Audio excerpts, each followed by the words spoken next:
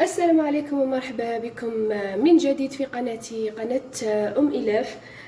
اليوم إن شاء الله راح نديروا مع بعض، راح نديروا طاجين اليقطين اللي راه داير حالة في المواقع التواصل الاجتماعي. راح نبداو في الطريقه. هنا عندي قطعه تاع الصدر تاع الدجاج. هنا درت له التوابل، درت البابريكا، درت الكركم، زنجبيل، ثوم وملح، ودرت شويه فاح تاع الشاورما. كما راكم تشوفوا دوك راح نرحوهم مع بعض. هنا وريت لكم برك انا واش درت، دوك راح نرحيهم وعاود نرجع لكم. هنا كما تشوفوا بعد ما رحيت الدجاج تاعي، هنايا كنت راح نزيد له عفوا مغرف تاع لا شابلور. انا ندير المغرف هذه باش ما تجينيش الدجاج تاعي ما يجيش يابس. هنايا تعطي له طراوه. كما راكم تشوفوا انا هنايا ما كثرتش، حبيتوا ضعفوا الكميه ضعفوها. صدقوني الطبق هذا يجي بزاف هايل. جربته من قبل وعجبهم كامل، قلت نجربه معكم. كما راكم تشوفوا هنا نوخر الدجاج تاعي. هنا راح نجيب بابي فيلم.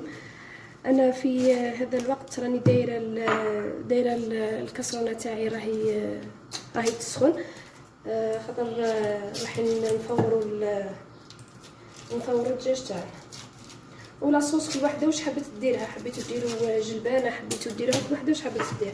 انا اليوم خيرت ندير معكم درت فقاع ودرت معاه الزيتون. هنا كما راكم تشوفوا حنا راح نحكم كميه من الدجاج. هنا ندير شويه برك تاع الزيت هكذا باش ما يلصقليش الدجاج في يدي.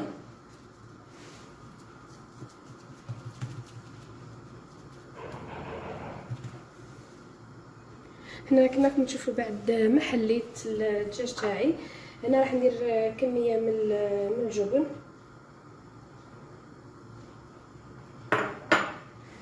كما راكم تشوفوا ونعاود نجمل الحبه تاعي.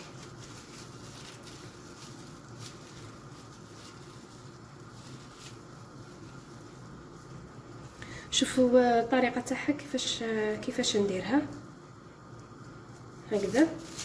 الزوائد هذو نحاول نحيهم. وهنايا راح نحكمهم بالخيط كما راكم تشوفوا. صدقوني والله تبان لكم صعيبه، هي والله ما تشد اليد، وفي نفس الوقت يمد لك شكل في الميده تاعك. كما راكم تشوفوا هنايا ندير لها الشكل تاع اليقطينه هكذا.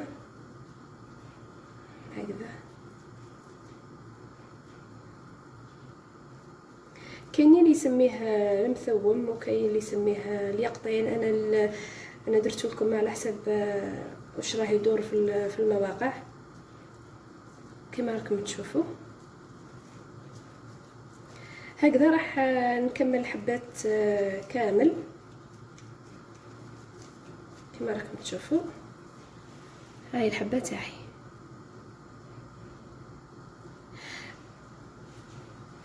هنا راح نديرهم في كسكاس ونغطي عليهم ونخليهم يفوروا. بعد ما يفوروا راح نوري لكم الشكل تاعهم النهائي. هنا كما راكم تشوفوا اعزائي المشاهدين الطبق تاعنا طبق اليقطين. كما راكم تشوفوا راهو واجد معانا، شكله راهو يشهيتكم ان شاء الله في الجنه.